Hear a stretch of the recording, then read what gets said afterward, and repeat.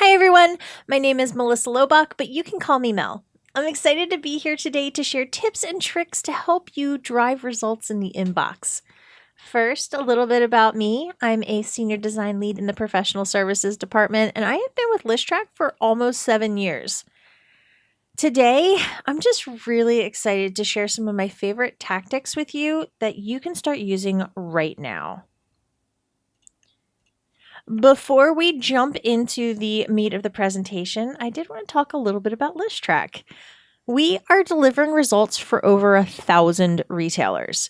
We provide best-in-class cross-channel, behavioral, and predictive marketing strategies and solutions that drive customer engagement, revenue, and loyalty. Our solutions are built specifically for e-commerce, and our organization is made up of experts like me that really act as an extension of your team to help you from implementation to optimization and beyond. We pride ourselves in our attention to detail and overall client satisfaction. We've earned an industry-leading Net Promoter Score that outpaces other leading marketing technology providers. Before we jump in, one quick little housekeeping item. This webinar is being recorded, and we will share the recording with you later today in a follow-up email. If you have any questions as I go, please post them in the Q&A panel, and we will be happy to answer them. All right, let's get started. On the agenda, we're going to start out with content and copywriting, from your subject line and pre-header to some general pros tips. Next, we'll talk about saving time with saved content, avoiding visual mishaps, adding engaging content to your emails, and efficiently using product recommendations to increase your revenue. Lastly, we'll talk all about designing for dark mode. There's a lot to cover, so let's jump right in. Let's start from the top with your subject line. After all, what is all that design and hard work for if no one opens the email? Everyone wants to be seen in the inbox, so let's look at a few simple ways how to do that. We'll start with length. Tests show the optimal subject line length is less than 45 characters, which is about 7 words. The maximum number of characters you should use is just 60. However, both long and short subject lines can be impactful and stand out in the inbox. Test different variations to find out what resonates with your audience. As you can see in this example, the longer subject line gets cut off. Keep in mind that different devices show different numbers of characters. Mobile devices show fewer, in the 25 to 40 range, while desktops average about 60. If the situation calls for a longer subject line, just make sure the most important information is at the beginning so everyone gets to see that. Emojis are a visual in a sea of words. They can help stand out in the inbox, and they can increase your open rates. Emojis can be used to imply emotion, add emphasis, or create visual interest. Make sure that you stay true to your brand and don't overuse them in a way that could come across as scammy. Only use emojis to add to your subject line, and never replace a word with one. Screen readers will either ignore the emoji completely or just read its name. And always test emojis to see how they'll look in different inboxes, because each device has their own set of icons. Use your subject line to build intrigue and curiosity. Say something unexpected and attention-grabbing. Use strong action words and verbs. Help stand out with numbers, especially if the email contains an offer. But don't always give everything away in the subject line. Try using an element of mystery. Create a curiosity gap. You want to give subscribers an idea of what your email is about, but make them want to open it to find out more. Using questions to pique interest is a great way to increase opens. Take your statement, turn it into a question that the reader will find the answer to within your email. Subject lines that create a sense of urgency have been known to have a 22% higher open rate than those without. We don't want to miss anything, especially not a limited time sale on our favorite product, or maybe something that's about to go out of stock. Overuse urgency, though, and the effect will wear off on your subscribers. Your pre-header text is valuable real estate. If you find yourself simply repeating your subject line or the beginning of your email, you're missing a great opportunity to engage with your subscribers. Use this space to expand upon your subject line. The two should be married. Continue to build intrigue and show your brand personality. Lastly, subject lines are not one size fits all. What works for your brand might not work for another one. What engaged your audience last year might not engage them this year. Utilize the A/B testing feature in Listrak to learn what works best for you right now. Does having an emoji increase open rates? Test it and find out. This is an example of what a test might look like. You might put your default subject line against a more creative one and then use open rate as the winner. Setting up an A/B split test for subject line with Listrak is super simple, and if it's not something you've tried, your account manager can easily walk you through the process. Let's move on from your subject line and pre-header to writing effective copy. We know our subscribers are busy. Studies show that almost a quarter of all emails are just skimmed, meaning you have about 2 to 8 seconds to grab someone's attention.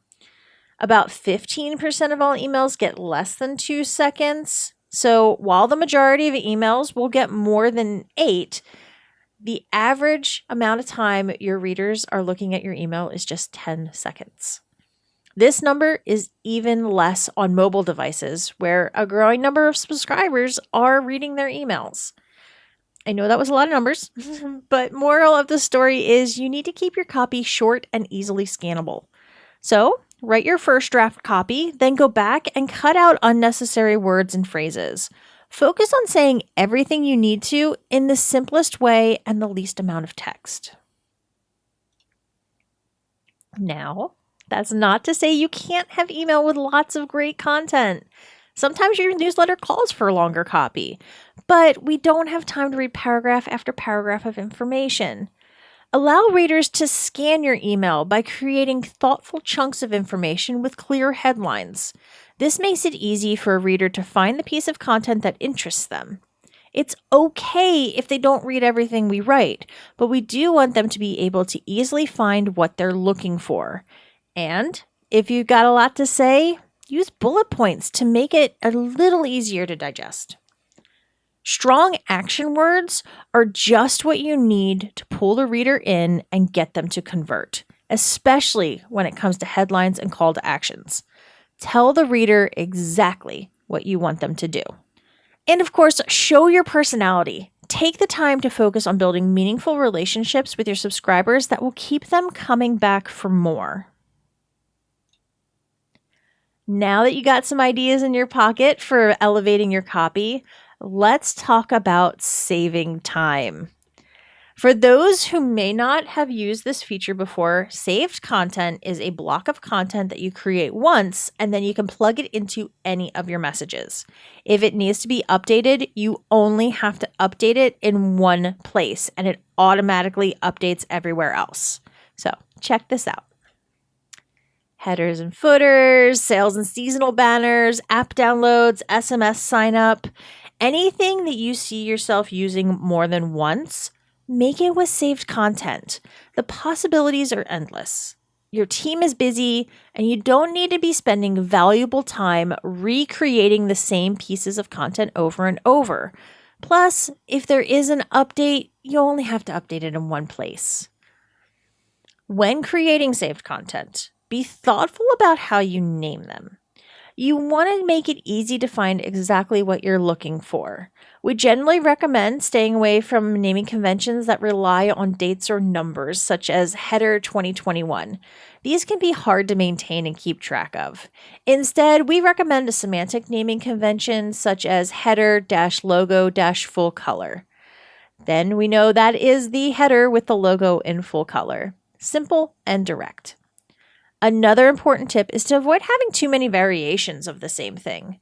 Having too many variations and not sticking to a single naming convention can really clutter up your saved content folder, make it difficult to find what you need. If you're not using saved content, please give it a try. It is a total game changer. Let's switch gears to the visual side of emails. Imagery and GIFs are all great ways to visually engage your readers, getting better results out of your emails. However, you want to make sure that you're using these elements effectively and that they're going to render correctly in the inbox. So, let's take a look at how we can avoid visual mishaps. Let's start with image quality. In 2021, about 42% of email opens occurred on mobile devices. Factor in the rise of 4K monitors in the home, and chances are a significant chunk of your subscribers are opening emails on high-definition screens. These screens, like Retina and 4K displays, offer a higher ratio of pixels per inch. Retina displays replaced each pixel with 4 smaller pixels to create a 2x resolution. This means that a normal screen at 100 pixels by 100 pixels would be a Retina screen of 200 pixels by 200 pixels. If your images are not optimized for high-resolution screens, they risk displaying pixelated or fuzzy, like our simulation on the right here. Elements like background images or textures might not worry you so much, but a low-quality logo, hero image, or a product image could be detrimental to your brand reputation. A word of caution. When optimizing your images for high-resolution screens, watch your file sizes. When I say file size, I don't mean your dimensions. That's your width and your height. Your file size is the amount of space the file takes up in the storage system of a computer, measured in bytes. Don't use images with overly large file sizes, or they can download slowly, negatively impacting the user experience. The number of images you use will also impact that number.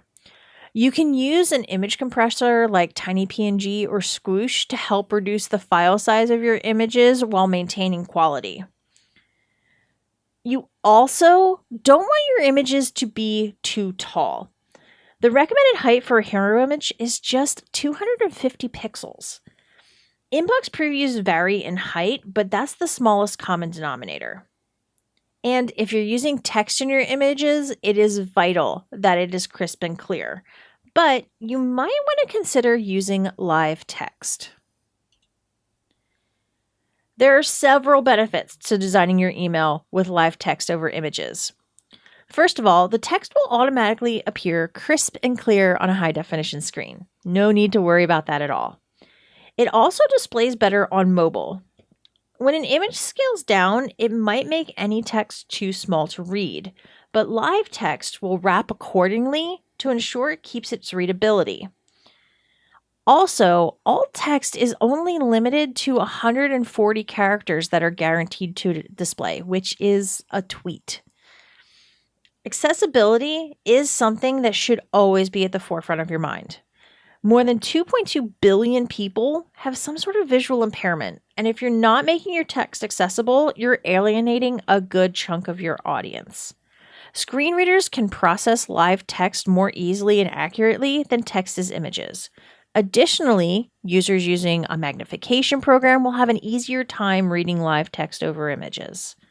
Lastly, it's easier to use coupon codes. Having to remember a long string of letters and numbers is not the ideal customer experience. Make your coupon codes live text so that they can be copied and pasted easily. Sometimes it's more impactful to show rather than tell. Using video or GIF can be a great way to engage with your subscribers. They not only grab attention, but can be used to convey a message and help tell your story visually. If you wanted to include a video in your email, how would you do it?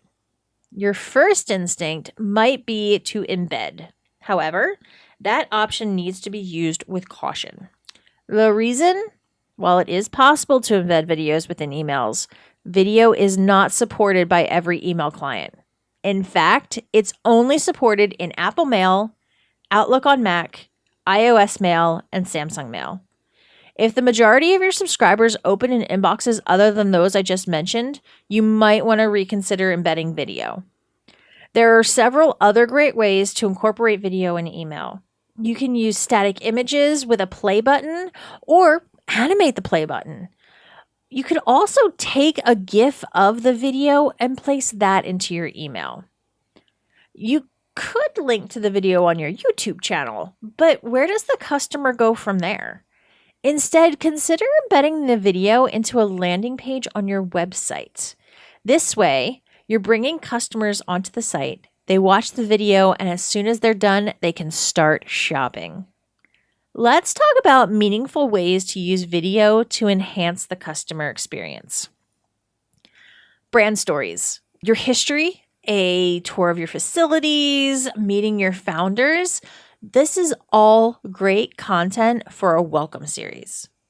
When you have a new product release or the launch of a collection, build excitement with video. When marketing your next event, give the reader a taste of what to expect if they attend. Share experiences that take the reader beyond email. This is how we connect digitally. Show them how your product is made. Show them the impact their business has through your community initiatives. Make your customers connect emotionally to your brand. There are a lot of great ways to utilize video, and the same can be said for GIFs. Let's look at a few creative examples of how you can use GIFs in meaningful ways. Just like video, GIFs can be used to create an engaging experience.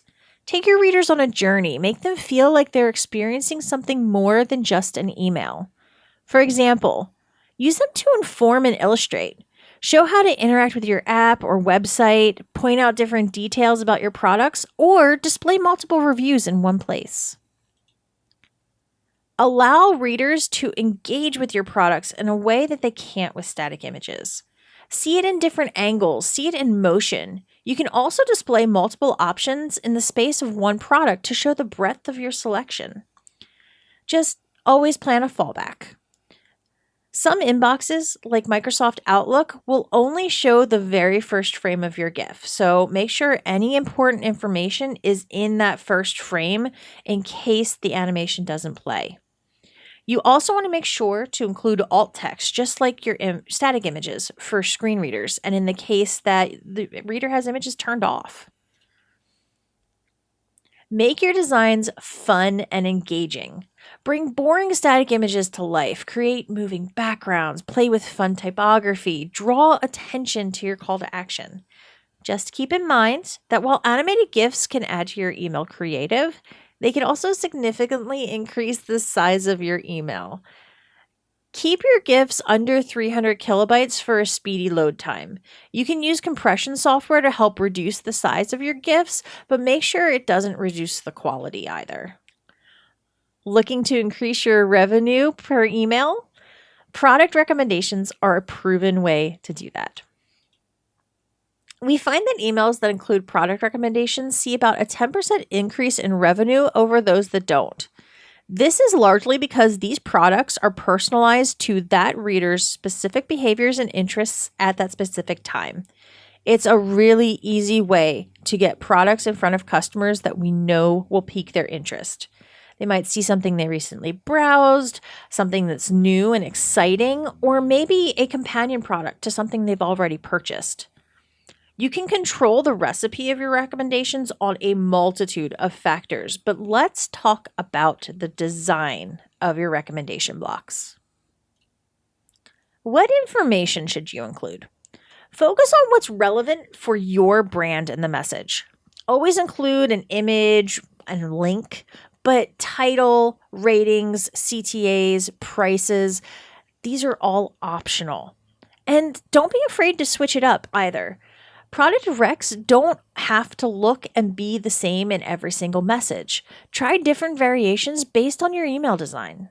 Here are a few examples of how brands have displayed product recommendations. Try different grid patterns, or maybe even break outside of the grid. Try incorporating product recommendations into the normal flow and layout of your email. Use arrows, fun background images, colors. There's a lot to explore. Just keep in mind that the more advanced the design of your recs gets, it might require additional coding and build skills. Badges can be used to call out certain information about the products in your rec block. items that qualify for free shipping, something that's new, a product that's on sale, or something that's eligible for an auto ship program. You can show star ratings, include CTA buttons, even show price cut and sale details. The only caveat is that you need to have the right data and know how to accomplish this. But when done correctly, these elements can really elevate the look and value of your product recommendations. The last topic we wanted to cover today is designing for dark mode. Why is this important?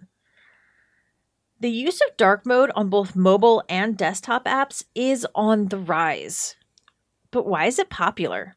Well, it's easier on the eyes, it reduces screen brightness, which has impact on your battery life, and it can improve content legibility.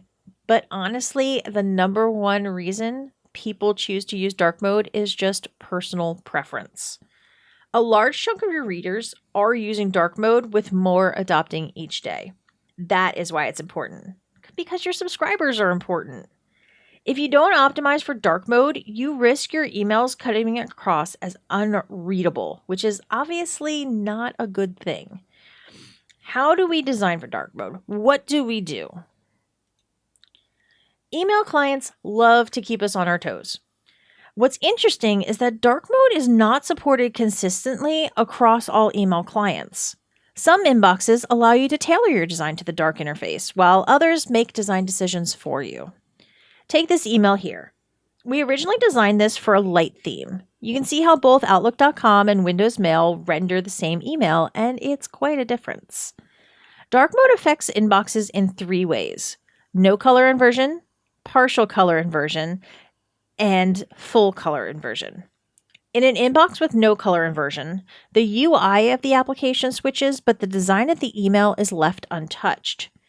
In an inbox with partial color inversion, the app applies dark mode only to areas it detects as light. Because we use live text, the colors are inverted so it's readable against the new background, but you can see our dark logo is now lost. All the way on the right, we can see full color inversion. The app force inverts email colors, causing unintended style consequences. This includes changing our CTA, our navigation. If your brand colors are super important to you, this can cause some headaches. Partial and full color inversion is great because it does the work for us, but it doesn't allow for customization, and it can force us to implement some design-related safeguards. So, how prevalent are these color inversions? Out of the top 10 inboxes, 5 do a partial invert, 3 do no change, and only 2 do a full inversion. If we narrow it down to the top 3 inboxes, Apple iPhone, Gmail, and Apple Mail, we see that Apple Mail and iPhone have no change, like the example on the left. Gmail will either do a partial invert on Android or a full invert on iOS devices. So if we want our emails to render properly across the top 3 inboxes, we need to design for all 3 scenarios. And what's even more fun? The way inboxes react to dark mode is always changing. Just like other trends and best practices, it's important to regularly check and keep up with this information. All right. We know how the different inboxes react, but what do we do about it? Here are a couple of pro tips to ensure your emails remain readable for dark mode. One of the best things you can do is use transparent images like PNGs and GIFs. These images inherit the background color when inverted and will naturally maintain the same flow in both light and dark mode. If the image is dark, like the logo here, it will get lost in dark mode. You want to make sure that it's still visible against a dark background with an outline or a glow. If you can't use transparent images, then make sure your images are thoughtfully cropped. You want to make sure there's enough padding around your focal point without having unnecessary white space that can throw off the balance of your design. Beyond accounting for your images, you should strive to use enough contrast between text and background colors, as well as maintaining larger font sizes to ensure that your email can be understood and absorbed by subscribers regardless of how their email client changes your design. If you have the time and resources, CSS can be leveraged to go a step further and better support dark mode. One option is to include some meta tags in the head of the document. This will detect dark mode to allow targeting with media queries. The media query prefers color scheme dark works similarly to how responsive media queries target device sizes, but this will target color mode. This tactic is particularly useful for switching to a color mode specific logo if outlines or glows don't really do it for you. The data OGSC and data OGSB method has a very small market share of only Outlook app on Android and Outlook.com. Data OGSC targets the text color and data OGSB targets the background color. While using CSS is a great way to combat dark mode, I do want to note that these methods can only be used in HTML messages. If you are using Composer, you'll need to leverage the transparent images and live text methods we spoke of earlier. That was a ton of information, so let's recap. Get seen in the inbox by creating attention-grabbing subject lines. Try A/B testing emojis, asking questions, and creating a curiosity gap to see what lands with your audience. Keep copy short and use thoughtful chunks to make sure your content is scannable. When it comes to imagery, make sure you're designing for high-resolution screens to keep images crisp and clear. Use live text whenever possible so it will scale well on mobile. Create engaging experiences with video and GIFs, but watch your file sizes, which can impact load time. Always plan a fallback, and don't forget the alt text. Use personalized product recommendations to increase your revenue. Include the product info that's important to your customers, and try playing with the design and grid pattern for creative flows. Lastly, design your emails to render properly across all inboxes for dark mode. Use transparent images where you can, leverage CSS with possible, and always test to see how your email can be impacted. With that, we come to the end of our time together today. I had a fantastic time with you discussing creative best practices that drive result. From content to design, there are a ton of opportunities for your team to realize more meaningful engagement and revenue from your email marketing program. Hopefully, something sparked an idea or two that you can take back to your team. As I said earlier, this presentation has been recorded and will be released after the webinar is completed. If you have any questions or would like assistance with anything we discussed today that hasn't been answered in the Q&A panel, please reach out to your account manager and they can get you additional resources and training opportunities. Again, my name is Mel, and I hope you were able to learn something.